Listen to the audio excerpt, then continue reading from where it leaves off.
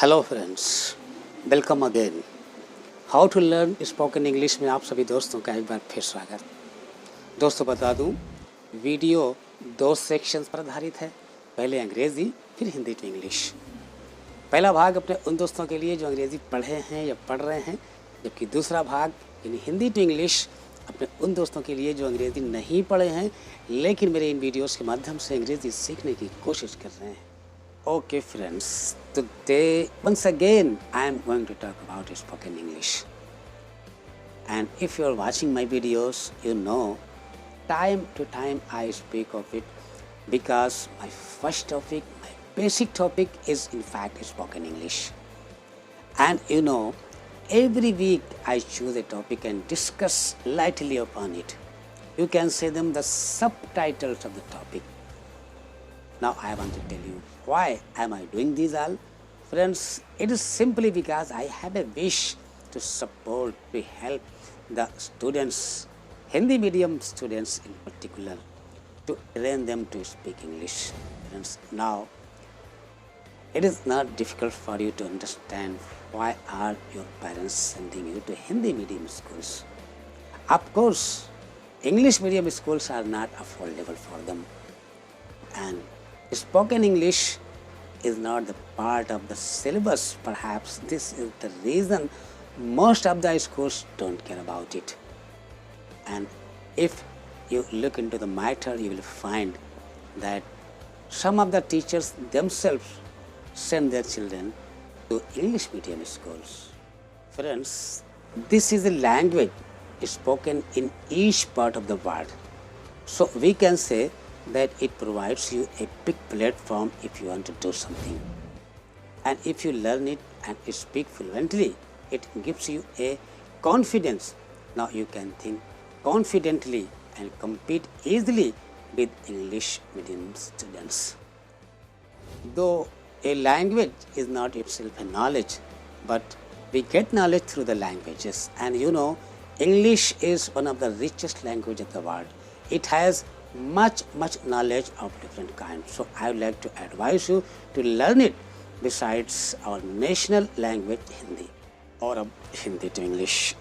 दोस्तों, बातचीत करते हुए कभी मैं अपने काम के बारे में बताता हूँ, कभी तुम्हारे काम के बारे में बताता हूँ, कभी उसके काम के बारे में बताता हूँ, कभी उस लड़की के काम के बारे में बताता हूँ, कभी उन लोगों के काम के बारे में बताता हूँ। जैसे कभी मैं अपने बारे में बताता हूँ, अपने काम के बारे में बताता हूँ कि मैंने अपना काम मुकम्मल कर लिया है, तो मैं बोलता हूँ I have completed my work. और कभी मुझे बताना होता है कि तुमने अपना काम मुकम्मल कर लिया है, तो मैं बोलता हूँ you have completed your work. और कभी मुझे कहना होता है कि उसने अपना काम मुकम्मल कर लिया है, तो मैं बोलता हूँ he has completed his work. और इसी तरह से कभी मुझे उस लड़की के बारे में बताना होता है कि उस लड़की ने, उस महिला ने अपना काम मुकम्मल कर लिया है, तो मुझे बोलना होता है कि she has completed her work. और इसी तरह से अगर मुझे कहना हो कि उन लोगों ने अपना काम मुकम्मल कर लिया है, तो मैं बोलता हूँ they have completed their work. लेकिन दोस्तों, कभी कभी ऐसा भी होता है कि मुझे किसी से कोई मतलब नहीं होता कि किसने अपना काम मुकम्मल किया है, मैंने, तुमने, उसने, या उस लड़की ने, या उन लोगों ने। मुझे सिर्फ और सिर्फ इस बात से मतलब होता है कि काम मुकम्मल हुआ या नहीं। अगर काम मुकम्मल हो गया है तो मैं बोलता हूँ काम मुकम्मल हो गया है, काम मुकम्मल हो चुका है। या तो मुझे पता नहीं है कि किसने काम मुकम्मल किया, या तो मुझे इस बात पर जोर नहीं देना है, या तो मुझे इस बात से कोई मतलब नहीं कि किन लोगों ने अपना काम मुकम्मल किया, किसने अपना काम मुकम्मल किया। या मुझे जिसको इन्फॉर्म करना है उसको इस बात से कोई मतलब नहीं कि किसका काम मुकम्मल हुआ है। वो सिर्फ ये जानना चाहता है कि काम मुकम्मल हुआ, काम मुकम्मल हो गया या नहीं। तो मैं उसको सिर्फ ये बताता हूँ कि काम मुकम्मल हो गया है या काम मुकम्मल नहीं हुआ है।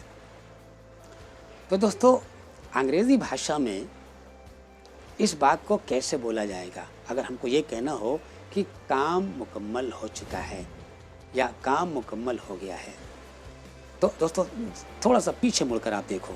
अभी मैंने आपसे कहा कि मैंने अपना काम मुकम्मल कर लिया है, या मैंने कहा कि तुमने अपना काम मुकम्मल कर लिया है, या उसने कर लिया है, या उस लड़की ने कर लिया है, उन लोगों ने कर लिया है। तो आपने देखा जब मैंने इस सेंटेंस को अंग्रेज़ी में कहा तो मैंने कहा I have completed my work. जब मैंने तुम्हारे बारे में कहा कि तुमने अपना काम मुकम्मल कर लिया, तो मैंने कहा you have completed your work. इसका मतलब जिसके बारे में मैंने कहा, जिसके काम पर मैंने जोर दिया कि उसने अपना काम मुकम्मल कर लिया है, तो सेंटेंस के अंदर मैंने सबसे पहले उसको रखा। I have completed my work, you have completed your work. तो जब मुझे किसी के बारे में नहीं बताना है, मुझे सिर्फ ये कहना है कि काम मुकम्मल हो गया है, काम मुकम्मल हो चुका है, मतलब मुझे काम पर जोर देना है, काम की अहमियत देनी है, तो मुझे सेंटेंस के अंदर सबसे पहले काम को ही रख देना होगा।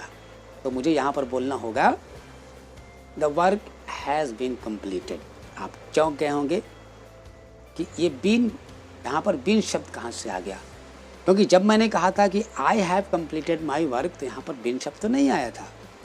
तो दोस्तों, मैं आपको बताना चाहता हूँ कि जब आप अंग्रेज़ी भाषा में ये वाक्य बोलेंगे कि मैं अपना काम मुकम्मल कर चुका हूँ, तब आप बोलते हैं I have completed my work. लेकिन जब आपको ये बोलना हो कि काम मुकम्मल हो गया है, यानी आपको सिर्फ और सिर्फ काम पर जोर देना है, तो दोस्तों सबसे पहले आप काम को बोलेंगे द वर्क, और हैज़ के साथ बीन का इस्तेमाल करेंगे। हैज़ के साथ या हैव के साथ अगर काम ज़्यादा हैं, बहुवचन में हैं, the works have been completed, the work एक काम है, the work has been completed.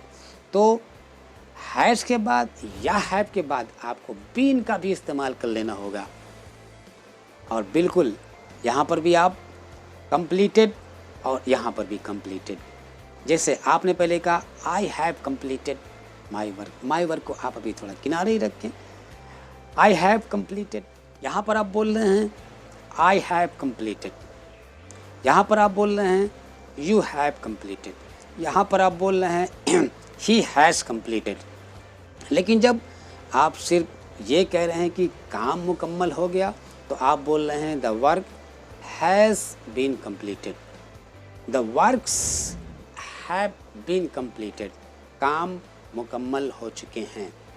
तो दोस्तों, हैज़ के बाद या हैव के बाद, इन दोनों के बाद इस वाक्य में आप बीन का भी इस्तेमाल कर लेंगे। Okay friends, see you again with new video.